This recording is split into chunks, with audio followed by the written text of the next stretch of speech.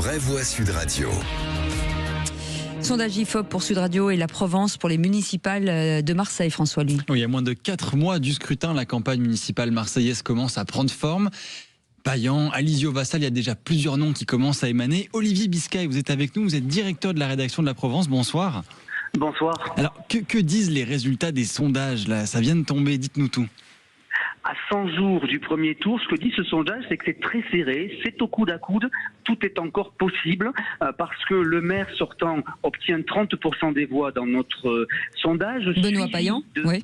Benoît Payan, en effet, le maire de Marseille, suivi de Franck Alizio, le représentant du Rassemblement National, avec 27%, suivi de Martine Vassal, la candidate de l'Union des droites, à 26%. On voit bien donc que ces trois candidats sont dans un mouchoir de poche, le quatrième étant Sébastien Delogu, LFI, avec 15%, et puis le divers droite Erwan Davout à 2%. Mais les trois premiers, le maire sortant, Franck Alizio et Martine Vassal, sont bien dans un mouchoir de poche, donc tout est au coude à coude, et donc tout est encore possible, on le voit bien, à 3 mois du premier tour.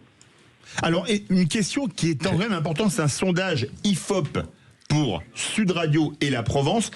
C'est, si on regarde bien, c'est le Franck Alizio et Sébastien Delogu qui ont la plus grande certitude de vote, 79% et 75%, contre seulement 60% pour Benoît Payan et 62% pour Martine Vassal. Est-ce que c'est un signe à 100 jours de l'élection ?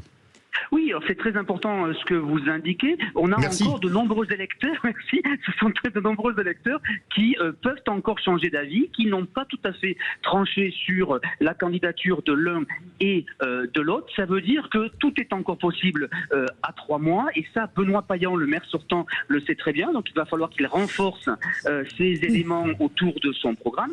Et Martine Vassal aussi, c'est pour ça que ce soir, beaucoup des candidats considèrent que tout est ouvert, et qu'ils vont profiter de ces 3 mois pour clarifier leur programme, leurs mesures et surtout leur positionnement dans la perspective des alliances. Philippe, excusez-moi. Pardon. Non, j'avais juste une toute petite question. Vous avez dit Martine Vassal, candidate de l'Union des droites. Oui, l'Union des droites du centre, oui, de la droite LR, de Renaissance et puis du centre droit. Philippe Bilger. Mon cher Olivier, en souvenir du Midi Libre, est-ce que Martine Vassal a fait l'objet récemment d'une polémique sur la volonté, un éventuel rapprochement avec le Front National? C'est dissipé ou c'est sérieux chez elle? Cher Philippe Bilger, je suis ravi de vous retrouver au micro. D'abord, c'est pour elle clarifier, elle a été obligée de clarifier ses positions, et vous l'avez dit, c'était d'ailleurs sur votre antenne Sud Radio, où cette polémique est née lundi après ses propos, et vous l'avez vu, les représentants de Renaissance, à la fois dans le département, mais aussi Gabriel Attal, ont demandé à Martine Vassal de clarifier ce qu'elle a fait dans un communiqué. Non, il n'y aura pas d'alliance avec le Rassemblement National. Donc, le clarifiant ainsi, la ligne rouge, en tout cas dans son entourage, dit-elle, ne pourra plus être franchie. Et d'ailleurs, pour les alliés de Martine Vassal, je pense notamment aux macronistes, il fallait que cette clarification s'impose. Quels sont les sujets aujourd'hui qui émergent pour les municipales de Marseille ? Alors c'est l'objet de l'autre partie du sondage que nous menons avec Sud Radio, c'est les attentes des Marseillais, et on voit bien que pour 55% des Marseillais, la délinquance, l'insécurité, la lutte contre le narcotrafic sont des priorités absolues.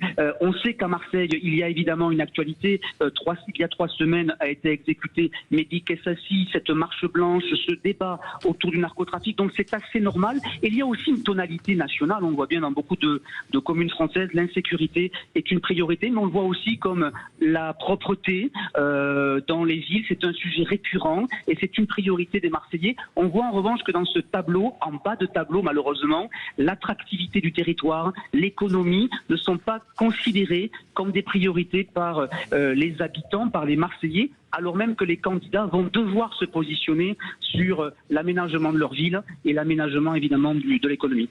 Mais sur la lutte contre le trafic de drogue et la sécurité des personnes, on est plus du camp Martine Vassal et Alizio du Rassemblement National. Ce sont plus des sujets qui les touchent eux.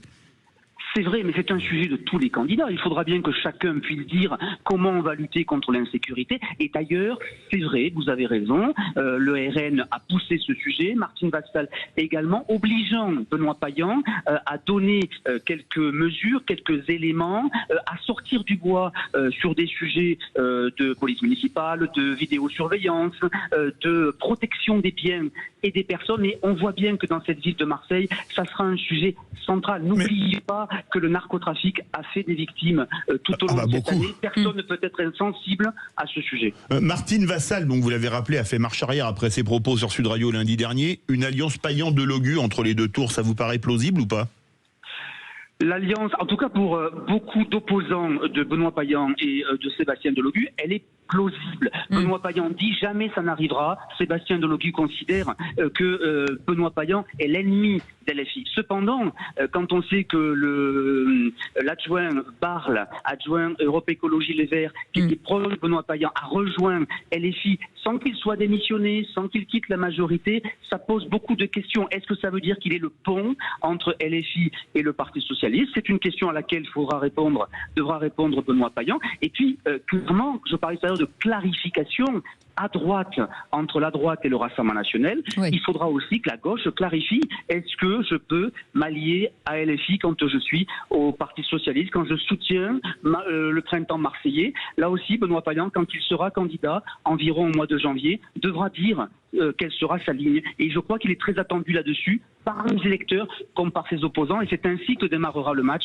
des municipales à Marseille. Merci beaucoup Olivier Biscay, directeur de la rédaction de la Provence. Vous restez